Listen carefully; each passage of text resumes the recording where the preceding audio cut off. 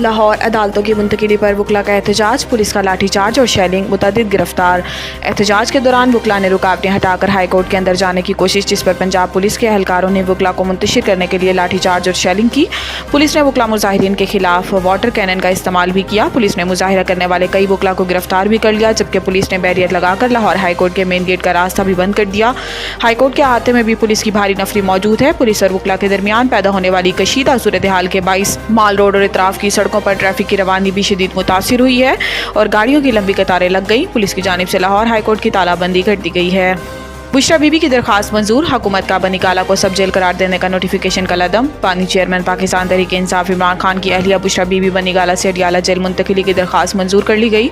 Islamabad high court के justice मियां गुल हसन औरंगजेब ने बुशरा बीबी की दरखास्त पर चंद रोज़ कबल महफूज किया फैसला सुनाया।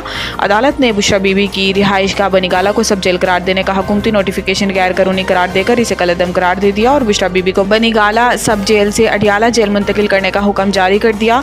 अदालत में जेल हुकाम ने जेल में गुंजाइश न होने और सिक्योरिटी इशू की वजह से बुशरा बीबी को रिहाइश गाह को सब जेल करार देने का मौक़िफ़ इख्तियार किया था। याद रहे कि इस्लामाबाद हाई कोर्ट ने फ्री कैन के दलाइल सुनने के बाद गुज़िश्ता हफ्ते बुशरा बीबी की दरखास्त पर फैसला महफूज किया था। ECC ने पास्को के लिए गंदम का हदफ 18 लाख मैट्रिक टन करने की मंजूरी दे दी।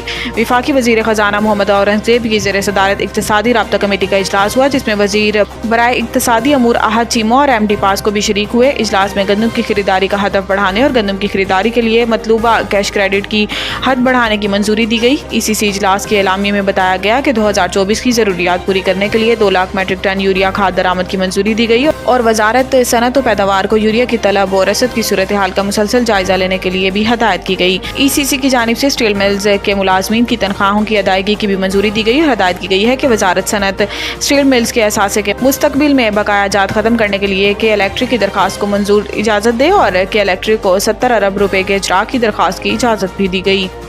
अपने बाप से माफ़ी नहीं मांगते, किसी और से क्या मांगेंगे? असद कैसर। निजी टीवी को दिए गए एक इंटरव्यू में 9 मई के वाक़यात पर मुआफ़ी से मुतल्लिक सवाल पर असद कैसर ने कहा कि अल्लाह माफ़ करे, हम अपने बाप से माफ़ी नहीं मांगते तो किसी और से क्या मांगेंगे। असद कैसर का कहना था कि हम चाहते हैं कि मुल्क में आइन और कानून बालादस्त हो, चाहते हैं कि तमाम शहरियों के बराबर के हकूक़ हों।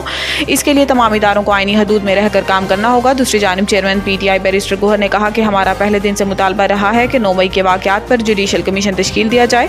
DGI SPR का ये भी कहना था कि कहा जाता है जुडिशल कमीशन बनाया जाए। जुडिशल कमीशन तो इस चीज़ पर बनता है जिस पर कोई अबहाम हो। ये वाक़यात तो तारीख पर हैं और आपके सामने है, ये बिल्कुल वाज़ेह है। ये भी वाज़ेह है किस तरह जहन साजी की गई है, किस तरह से अहदाफ बनाए गए हैं। इस पर भी कहा गया है कि जुडिशल कमीशन बनाओ ताकि पता चले ये हमला हुआ कि नहीं।